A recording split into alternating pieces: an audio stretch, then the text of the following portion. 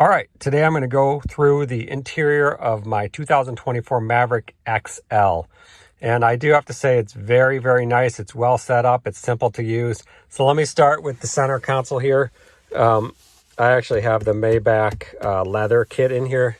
I have another video on how I installed that. Kind of check it out. Basically, it makes the XL interior look like leather. Pretty cool. But center console, it's nice and big. Got my mail in there. That's how big it is. So it's pretty deep. And then I love these two cup holders here. They're a little small, but for me, I don't have one of those big water bottles, so it's not a problem for me. And then it also has this cubby, and it's got, what I like is a nice separation. Sometimes I'll even put my phone in here. It's got kind of a grip on the other side.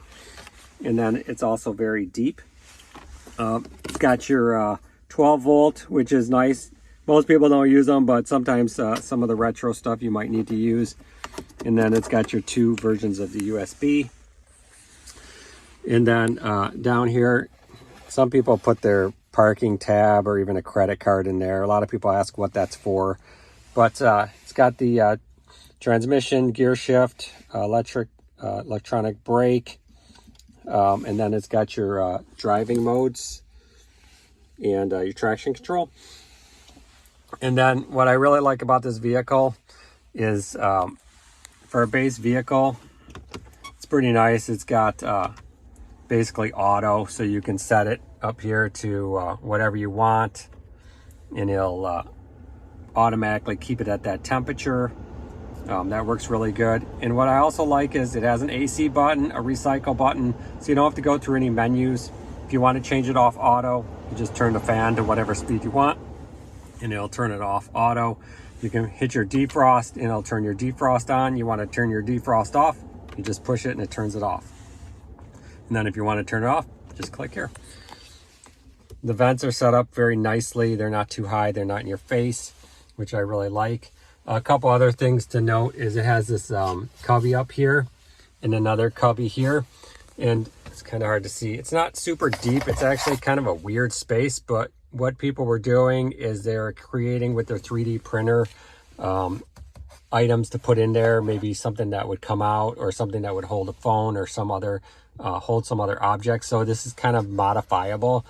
Ford also has that. Let me spin around here to this spot right here. It's a slot that you can create a basket or whatever you want, which is pretty cool. They're trying to think forward.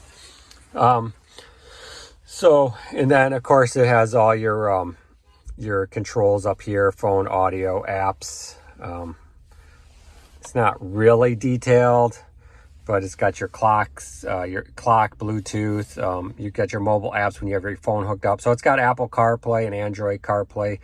So that's pretty nice.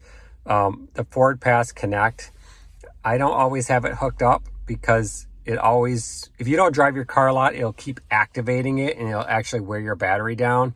That was a problem in the past. I'm not sure if that's been resolved. A couple things I don't like about the interior. I don't feel it's necessarily cheap, but it does have a little bit of hard plastic around. And I really think this, I don't like how this these angles in here. I think it looks kind of weird. It's not, there's no symmetry to it. It's just kind of odd. But I do like the trucky feel of the stiff dash. And then you got the glove box, which is pretty much standard size. Coming down to the handles. Some people don't like this because when they grab it, their hand might slip off it. I haven't had a problem with that. And also, this is kind of funny, but a lot of people at night, it's not lit up, so you can't find the door handle. And it's black, so that's kind of a downer. Over here you have more of that odd dimensional stamping they put into it. I don't really like it.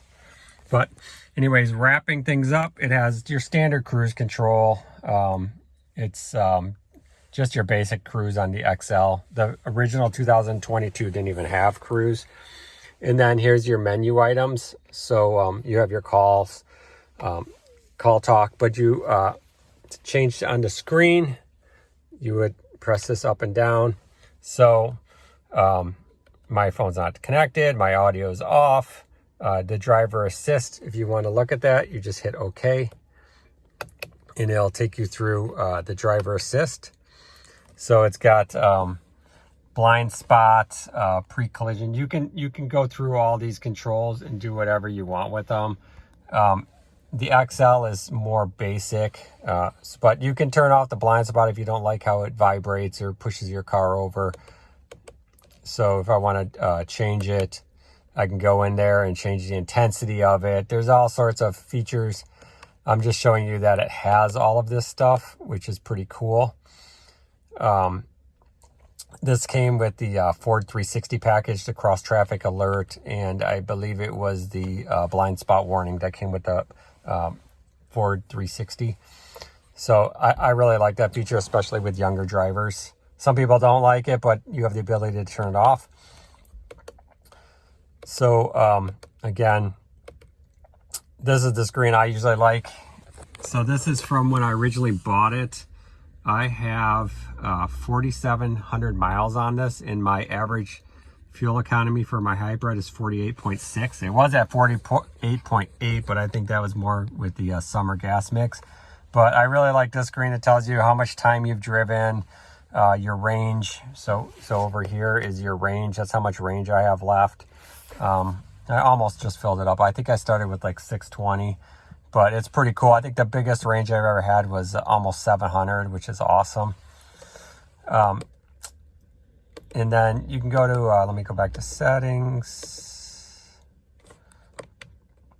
So this just gives you how you want things displayed, all that kind of stuff. I don't really want to go into that too much, but you can control, you can disable or change how, like for instance, how the locks, you want to unlock all the doors, you want to lock one door, or things like that.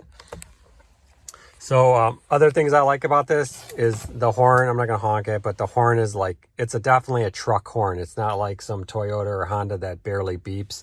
So I really appreciate that.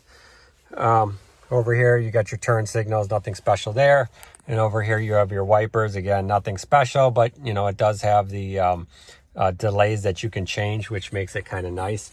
And then finally, $250,000. The audio in this vehicle, it's average. There's nothing special about the audio here, but it works. I mean, it's an XL, so there's nothing, you know, that's going to blow you away on this thing. But it does have a really nice feel. And then once again, I'm just going to show these leather seats. They're not real leather, but they're leatherette. This cost me $200 on Amazon. I have a video on how I installed it. Pretty easy to install. Definitely worth the look. So hope that helped. And check out my channel for other Maverick videos. I have modifications of painting the steelies, adding in the Maverick raised letter on the tailgate, things like that. So enjoy. Thanks.